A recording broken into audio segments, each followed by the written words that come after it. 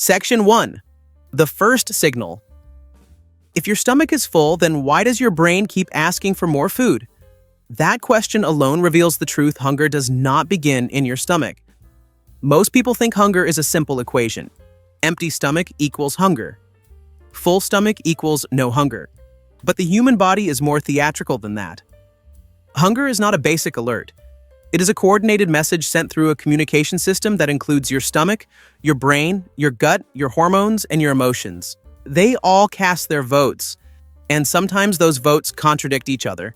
The first voice in this conversation is a hormone produced in your stomach called ghrelin. Think of ghrelin as the town crier of your digestive system. When it rises, it announces hunger. But ghrelin does not wait for your stomach to be empty. It acts more like a friend who reminds you about lunch, even when you are not hungry. Ghrelin rises based on habit and timing, not on true need. If you always eat lunch at noon, ghrelin will rise before noon every single day. It is not responding to your stomach. It is responding to your schedule. That is why people who stop eating breakfast eventually stop feeling hungry in the morning. The system adjusts. It rewires. Your hunger is trained by your habits more than your biology. But the stomach is not the only messenger. Your fat cells produce leptin. Leptin is the hormone that says you are full. It tells your brain to calm down and stop looking for food. When leptin works well, hunger feels balanced. But when leptin is present in high amounts for too long, the brain gets tired of listening. It stops responding. This is called leptin resistance. Imagine your friend texting you 15 times in a row saying the same thing. Eventually, you mute them. Your brain does the same thing to leptin. When it becomes resistant, your brain cannot hear the fullness message anymore. So even if your body has enough stored energy, your brain believes you are running low. It sends stronger hunger signals, pushes cravings higher, and slows your metabolism down. You experience this as being hungry even after eating a full plate of food. Here's the important takeaway.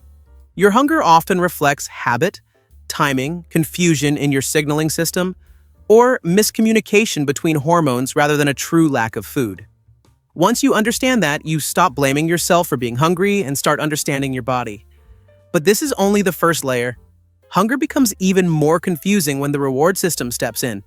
Section 2. The craving engine. Here's the surprise. Your strongest cravings come from the reward center in your brain, not from your stomach at all. Picture this. You finish dinner, you feel fine. Then a thought pops into your mind like a notification. Something sweet sounds good right now. That is not hunger. That is your brain remembering a reward. The human brain evolved to reward behaviors that helped your ancestors survive. Food used to be hard to find, so the brain released dopamine whenever humans found calorie-dense food. It was a simple system. Eat energy-rich food and feel pleasure. That pleasure encouraged the behavior. Today, that same system is still active, but the food environment has changed completely. Modern foods are engineered to deliver more pleasure than nature ever intended. Sugary drinks, desserts, salty snacks, and fast food deliver intense dopamine signals. Once your brain learns which foods create the biggest smiles, it pairs those foods with comfort, relaxation, and relief. You do not crave food. You crave the feeling you expect to get from it. Dopamine does not release when you eat the food. It releases when you anticipate it. That means the craving is not a command. It is a prediction, and that prediction can be wrong. This is why cravings can feel urgent, even when you are not physically hungry. Your brain is replaying the memory of past rewards, and because the brain loves to be right, it pushes the craving forward with confidence. Stress makes the craving engine even stronger. When stress hormones rise, your body interprets it as danger. The brain then encourages you to eat high-energy foods, not because you are weak, but because your body is trying to protect you. It cannot tell the difference between emotional stress and physical danger. Your brain assumes you might need energy quickly, so it sends hunger signals even when you just ate. Here is the insight that changes everything. Cravings are not instructions. They are guesses. When you adjust the habits that teach your brain what to expect, you retrain the craving engine. But to change hunger, you must examine the quiet influence inside your gut. Section 3. The gut whisper. Your gut is not just a digestive organ. It is a full communication hub that shapes your hunger more than most people realize. Inside your gut lives a community of microorganisms that help break down food and support your immune system. But they also talk to your brain through chemical messengers. They influence your mood, your energy, and your cravings. Here's the interesting part. Certain gut bacteria prefer certain foods. Some thrive on fiber, some thrive on sugar, some thrive on fat. When you feed a specific group regularly, they multiply and start sending stronger signals asking for the foods they prefer. Yes, you heard that right. Some of your cravings come from your gut microbes asking to be fed. This explains why people who eat a lot of sugary or processed foods tend to crave more of the same. Your gut is remembering what you fed it last week and asking for a repeat performance. It is like a crowd at a concert yelling for the same song over and over. But the gut does more than influence cravings. It also produces most of the serotonin in your body.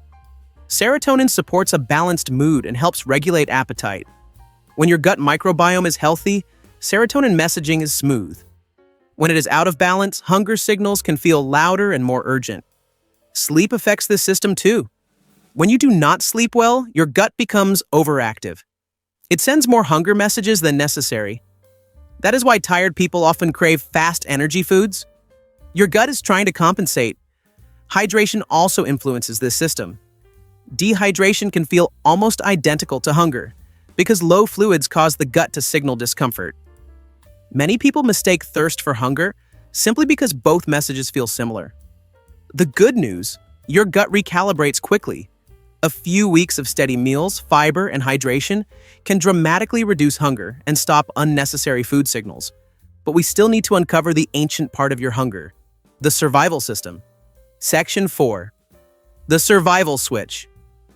Your hunger system was designed to protect your ancestors from famine, not to help you choose snacks today.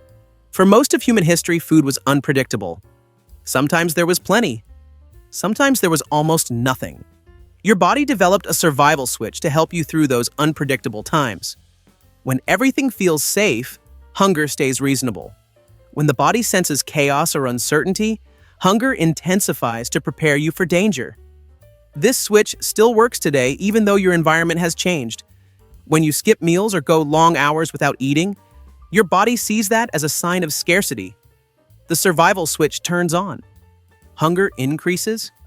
Cravings intensify. The body slows its metabolism to conserve energy. All of this happens without you realizing it. This is why people who skip meals often feel hungrier later. It is not lack of discipline. It is biology trying to protect you.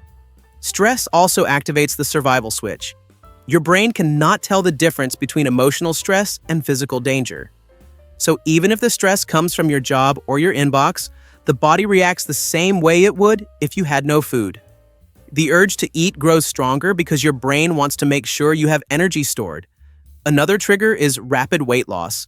When fat levels drop quickly, leptin levels fall. The brain interprets this as danger. It reacts by increasing hunger dramatically.